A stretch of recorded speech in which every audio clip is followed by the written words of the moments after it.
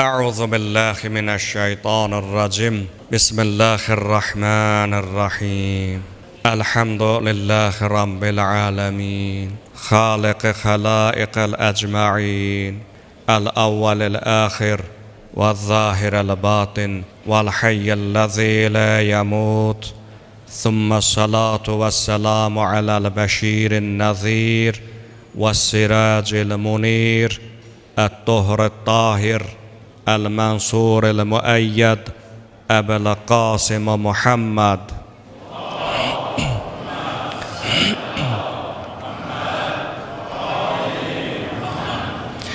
وعلى أهل بيته الطيبين الطاهرين المعصومين المنتجبين فلعنة الله على أعدائهم ومنكر فضائلهم أجمعين من الآن إلى قيام يوم الدين.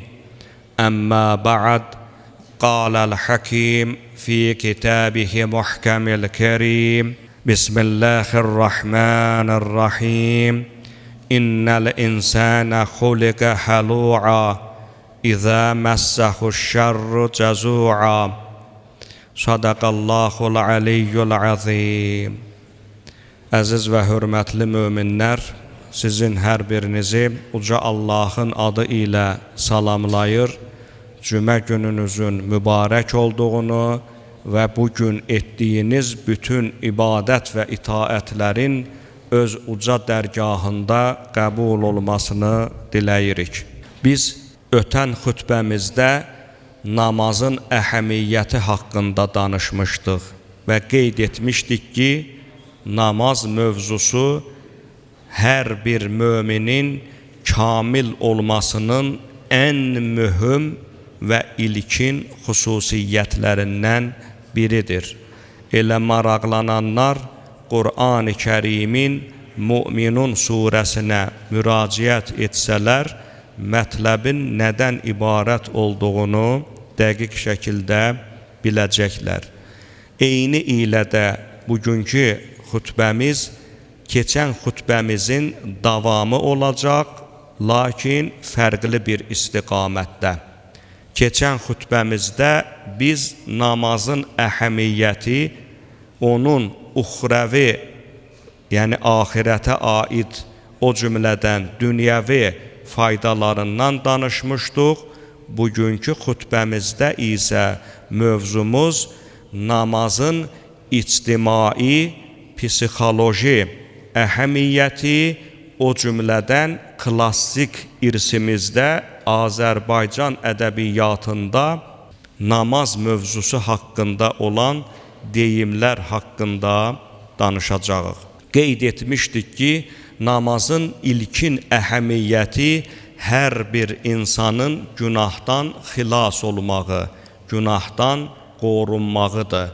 Və yadınızda idisə, biz keçən xütbəmizdə İnnəs-sələtə tənhə anil fəhşai vəl münkər Ənkəbut surəsinin 45-ci ayəsini tilavət etmiş və qeyd etmişdik ki, bu ayə bizi hər növ günahdan qoruyur.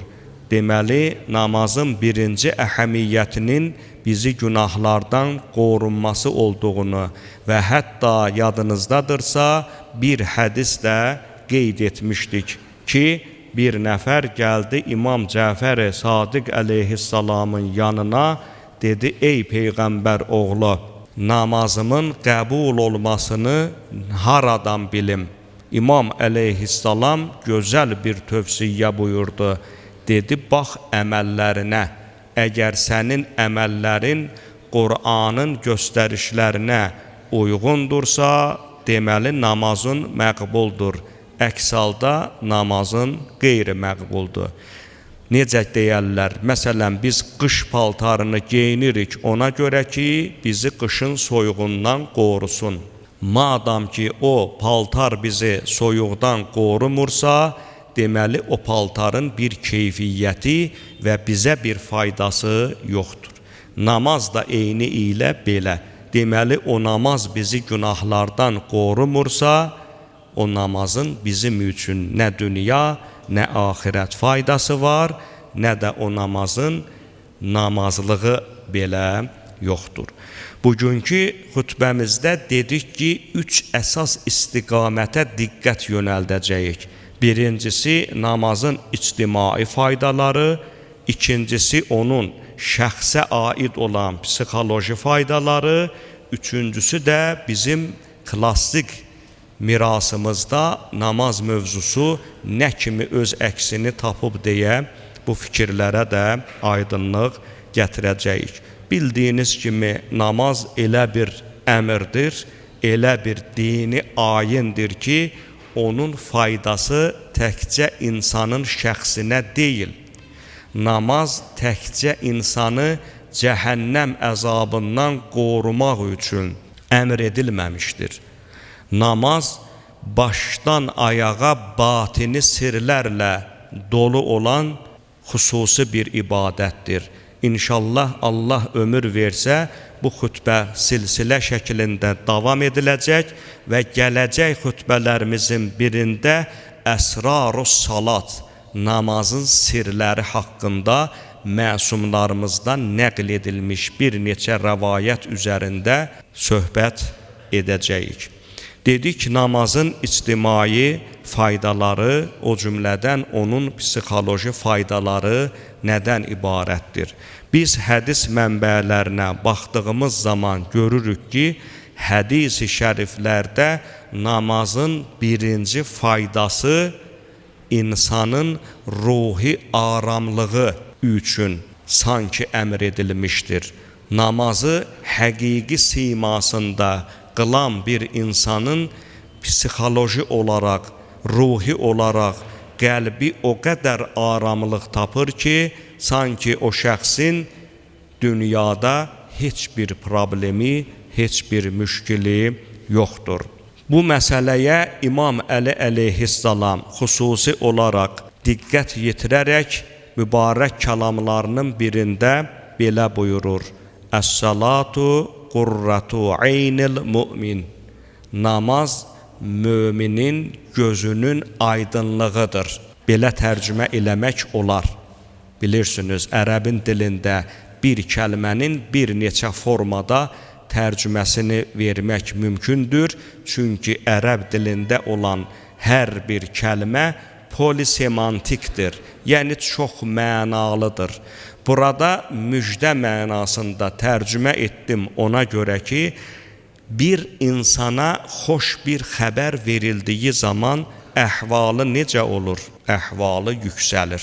Sanki qəm-kədər içərisində, bir müşkülün içərisində olan adama həmən müşkülün həll olduğu xəbəri qəflətən verilir və o müminin, o insanın qəlbi çox şadə, xürrəm olur. İmam Əli əleyhissalam mübarək kəlamında buyurur ki, namaz müminin qəlbinin müjdəçisidir, gözünün aydınlığıdır. Əgər biz namazımızı dürüst şəkildə, həqiqi siması ilə təhvil verə bilsək uca dərgaha, bizim o psixoloji olaraq depresyon vəziyyətə düşmək əhvalımız bizdən dərhal uzaqlaşmış olar. Digər bir hədis İmam Cəfər Sadiq əleyhissalamdandır. İmam əleyhissalam bütün qəm-qüssənin, bütün növ qorxunun namaz vasitəsi ilə rədd ediləcəyi haqqında mübarək kəlamlarının birində belə buyurmaqdadır: Mə min şeyin ba'dəl ma'rifəti əfzəlu minəs-salat və innəs-salata latuqarrib rəculu ilə rabbih mə ləm yu'zi biha əhədən. İmam əleyhissalam buyurur ki, mərifətdən sonra, mərifət yəni Allahı tanımaq, tövhidə, əqidəyə etiqad etmək, ən üstün əməl məhz namazdır. Namaz insanı öz Rəbbinə yaxınlaşdıran ən güclü vasitədir. Heç bir insan namaz vasitəsi ilə başqasına əziyyət toxundurmaz. Bəzən görürsən ki, bir insan namaza gələr gəlməz çevrəsində olan namaz qılmayanları həddindən artıq şəkildə təhqir və tənqid etməklə məşğuldur. Dünənə kimi onunla birlikdə haram süfrədə idi, dünənə kimi onunla birlikdə bütün növ günahları eləyirdi, bugün tövbə eləyib və tövbə edər etməz də öz tövbəsini, öz etdiyi işləri başlayır həmən o keçmiş çevrəsində olan dost-tanışın, nə bilim qohum-əqrabanın başına qalxmağa ki, sən doğru yolda deyilsən filan və s. Deməli, insan bir ibadəti etdiyi zaman gərək onu elə bir şəkildə etsin ki, başqalarına örnək ola bilsin. Nəinki öz ibadətini başqalarının başına qaxınc formada təqdim etmiş ola. Həmçinin namaz ruhun yüksəlişidir. Namaz ruhun dirçəlişidir. İmam Məhəmməd Baqir əleyhissalam mübarək kəlamlarının birində belə buyurur: İzə qaməl mu'minu fi salatihi nəzələt aleyhir rəhmə min ə'la rəsihi ilə qədəmeyh. Elə ki, bir mömin şəxs namaza qalxdı, namaz qılmağa başladı, onun üçün Allahın rəhməti nazil olar.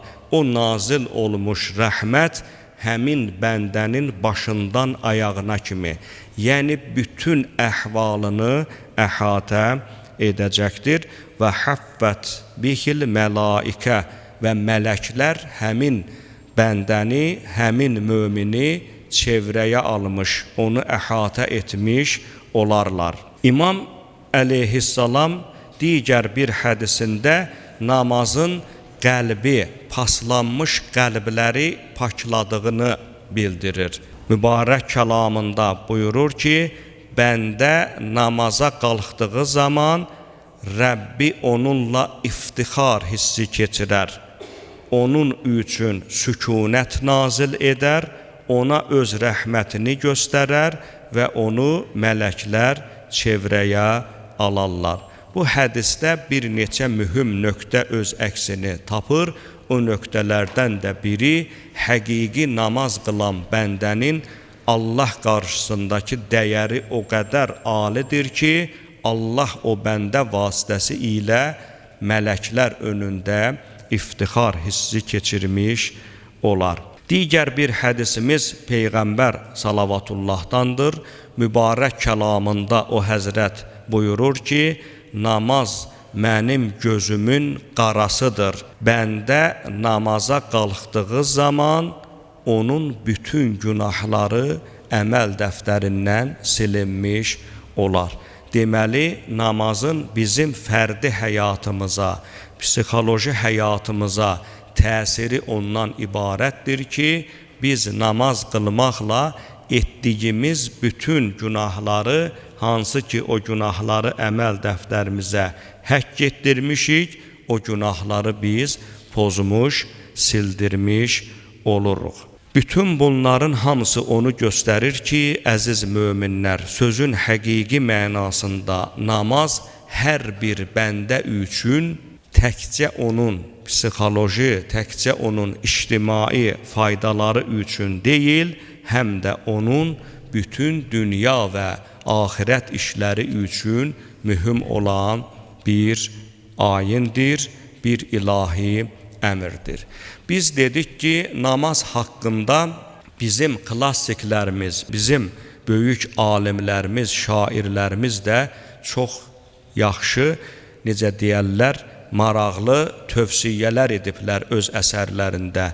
Nizami Gəncəvidən tutmuş, ta son dövrlərə qədər olan ədəbiyyatımızda biz görürük ki, Qur'an və sünnədə öz əksini tapmış, namaza aid olan bir çox xüsusiyyətlər bizim böyük şairlərimizin qələmində öz əksini tapmaqdadır. Böyük şairlərimizdən biri olan Marağalı Əvhədi deyir, aslanlar məskəni olan bir mənzil namaz qılınmasa viranədir. Şair bu beyti yazarkən Peyğəmbərimizin, o cümlədən də İmam Cəfər-i Sadiq əleyhissalamdan nəql edilmiş bir neçə hədisə dayadığının şahidi oluruq. Çünki bizim rəvayətlərimizdə namaz qılmayan dudimanların sonda şeytanın vasitəsi ilə xarabalığa çevrilməsi haqqında bir çox göstərişlər, bir çox deyimlər vardır. Böyük şairimiz Xaqani Şirvani hətta namazı insan yaranışının hikməti, fəlsəfəsi olaraq təqdim edir. Adəm vücudunun əlifi, dalı, mimidir. 40 gündə 4 əsillə yaranmış bir həkimidir deyə buyurur. Nə deməkdir bu? Adəm sözü ərəbcə əlifbanı bilənlər göz önünə gətirsinlər. Əlif şaquli vəziyyətdə yazılır. Dəl hərfi, bir də mim hərfi. Xaqani Şirvani demək istəyir ki, Allah Adəmi, yəni insanı namaz şəklində, namaza xatir yaratmışdır. Elə Adəm sözünün mənası da şairin təbirincə bu deməkdir. Namaz, Adəm sözündəki əlif qiyam halını bildirir, dəl hərfi insanın rükû halını bildirir, mim hərfi isə insanın səcdə halını bildirir. Şairin dediyi elə bəlkə də o Zariyat surəsinin 56-cı ayəsinə işarədir. Mə xalaqtul cinnə vəl insə illə liya'budun. Mən cinləri və insanları yalnız və yalnız mənə ibadət etsinlər deyə xəlq etmişəm. Bu onu göstərir ki, həqiqətən də bizim yaranışımızın elə zahiri görünüşündən tutmuş batininə qədər hamısı namazın sirləri ilə doludur. Böyük şairlərimizdən olan Məhəmməd Füzuli hətta bütün kainatın belə namaza xatir yaradıldığını öz şeirində belə əks edib.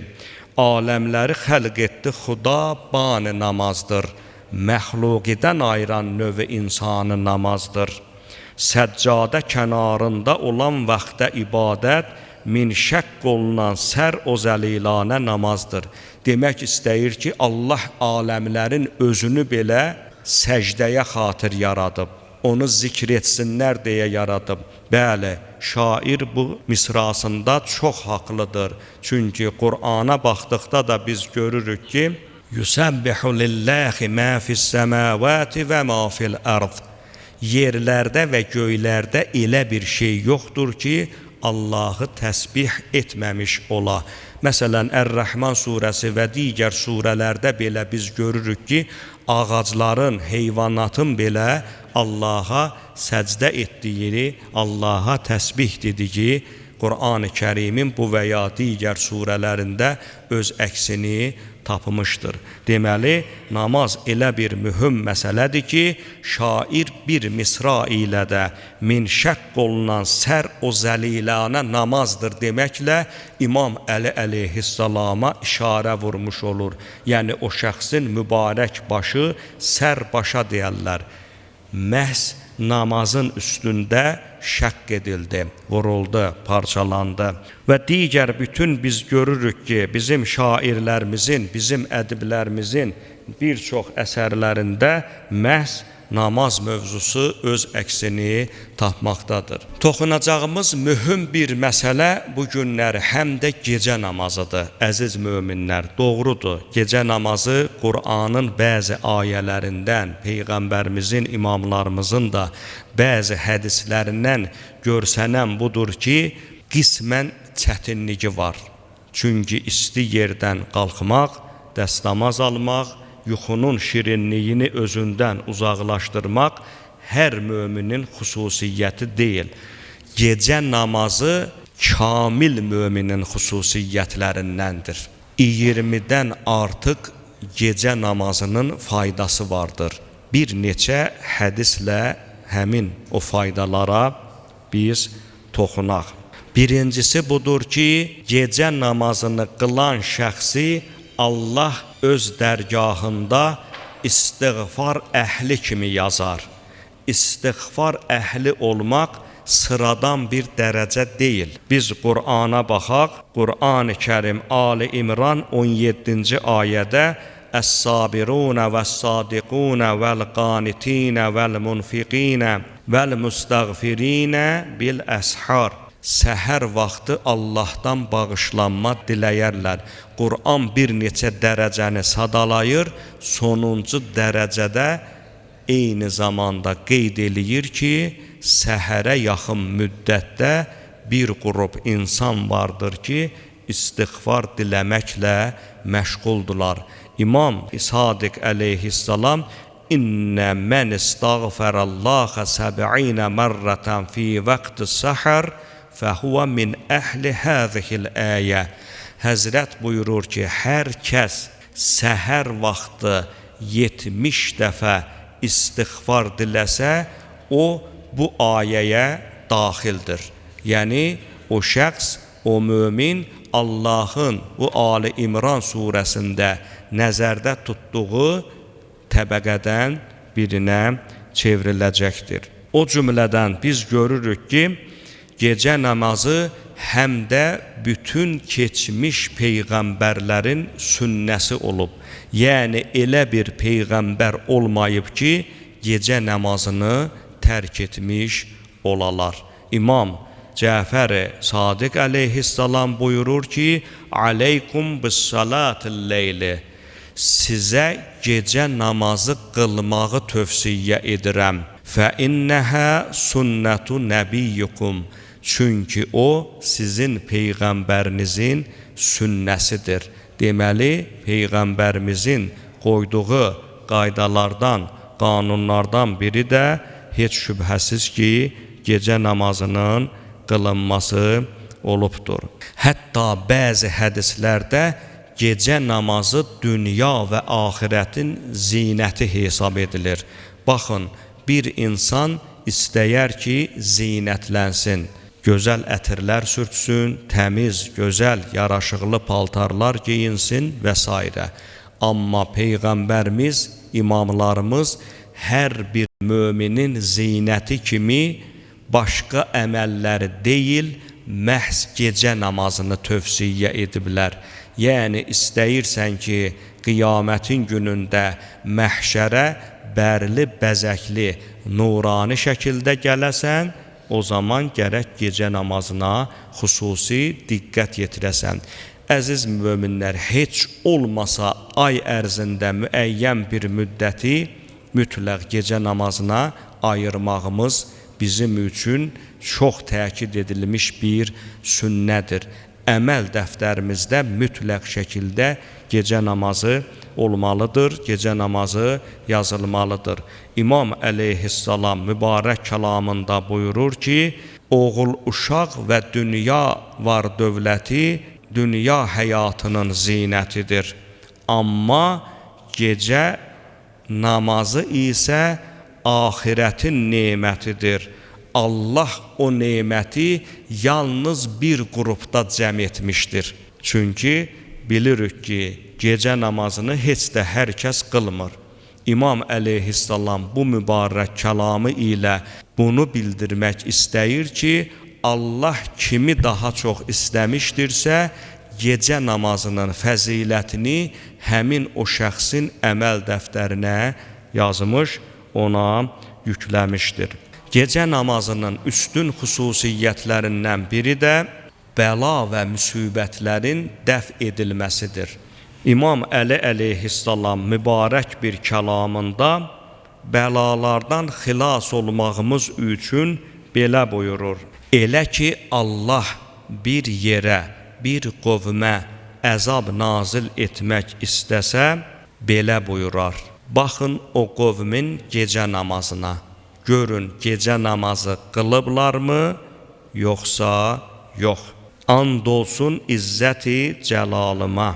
Əgər yer üzündə məscidlərimi təmir edənlər, səhər vaxtı istiğfar diləyənlər olmasaydı, əzabımı onlardan əskik etməzdim.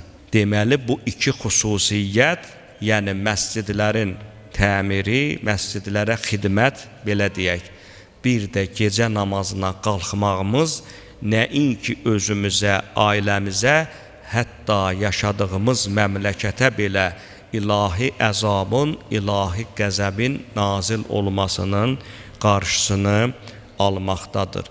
Gecə namazının üstün xüsusiyyətlərindən biri də, əziz möminlər, şeytanın hər növ məkr və hiləsindən amanda qalmaq üçün bizə verilmiş xüsusi bir silahdır.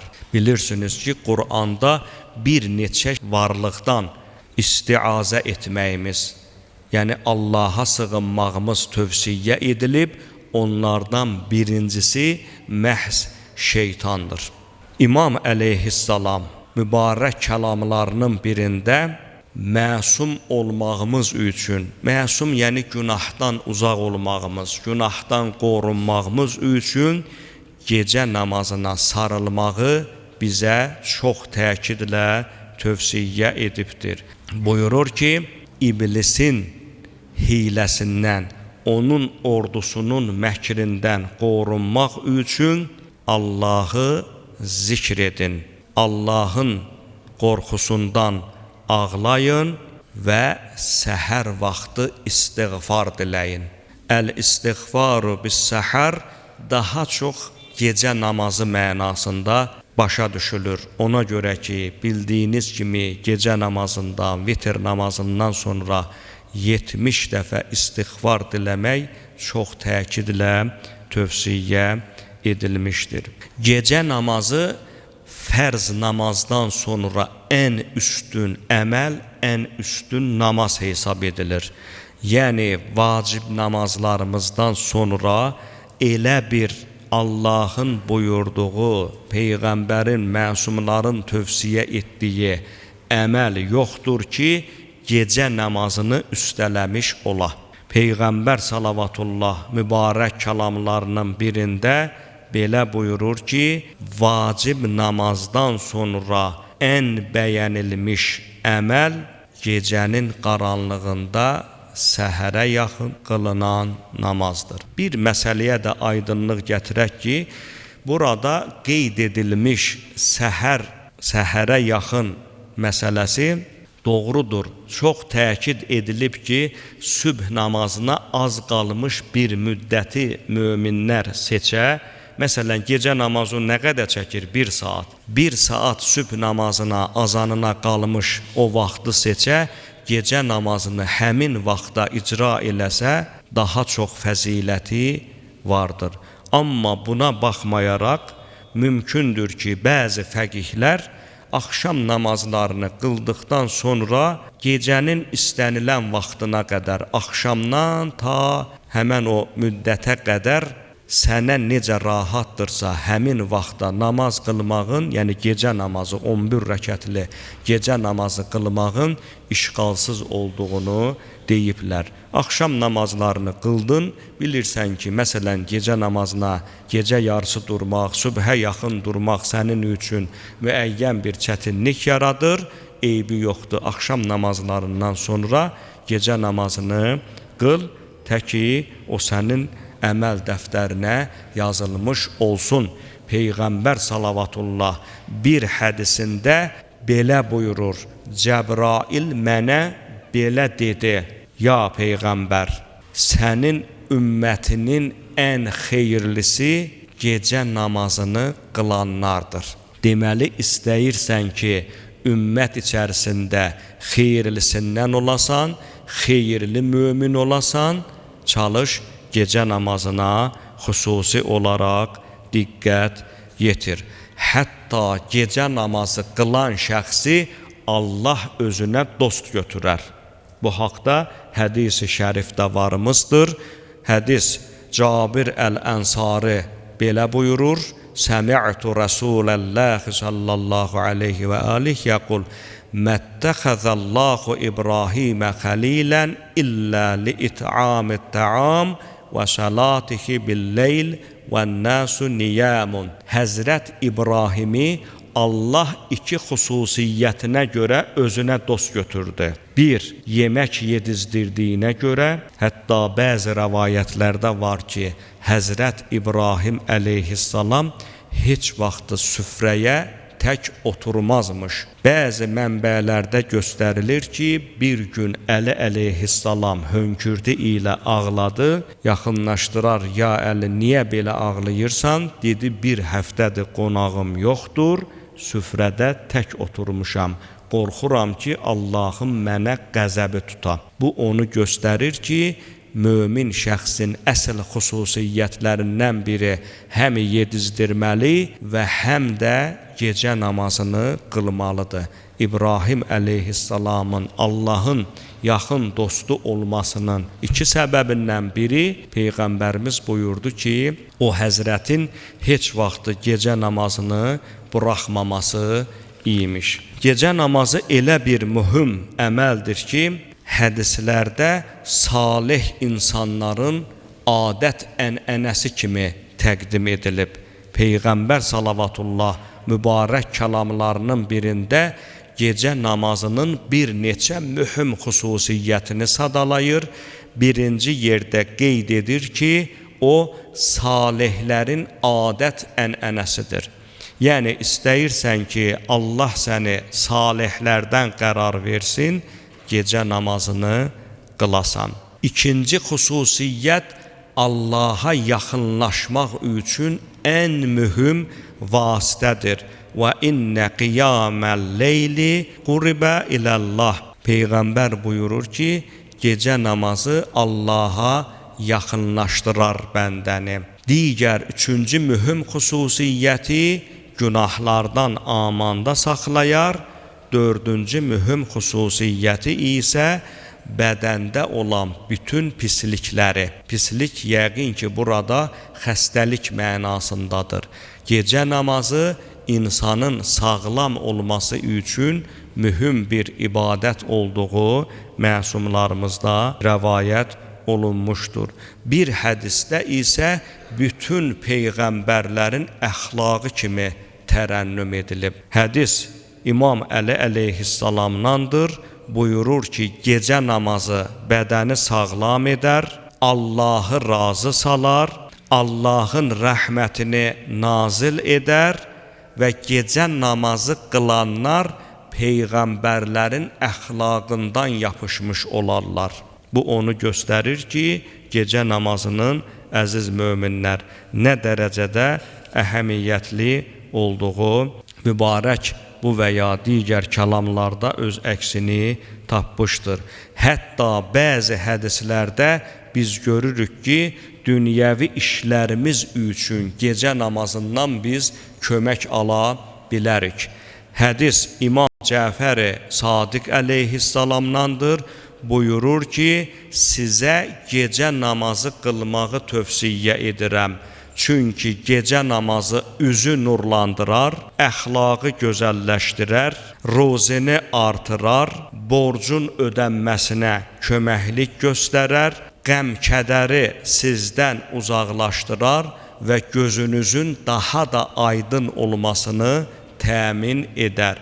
Burada gördüyünüz kimi bir neçə xüsusiyyət İmam Cəfər-i Sadiq əleyhissalamdan nəql edilmiş hədisdə gecə namazına şamil edilmişdir. Uca Allahı and verək öz izzət-i cəlalına xatir bizi həqiqi namaz qılanlardan qərar versin. Necə ki Həzrəti İbrahim əleyhissalam öz mübarək dualarının birində buyururdu, İlahi, mənim özümü də, zürriyyətimi də, gələcək nəslimi də namaz qılanlardan qərar ver. O İbrahim əleyhissalamın o duasını bizim hər birimizin üzərinə şamil etsin. Uca Allahı and verək öz izzət-i cəlalına xatir bizi gecə namazı qılanlardan qərar versin. Vəssalamu aleykum və rəhmətullahi və bərəkatuh. Salavat.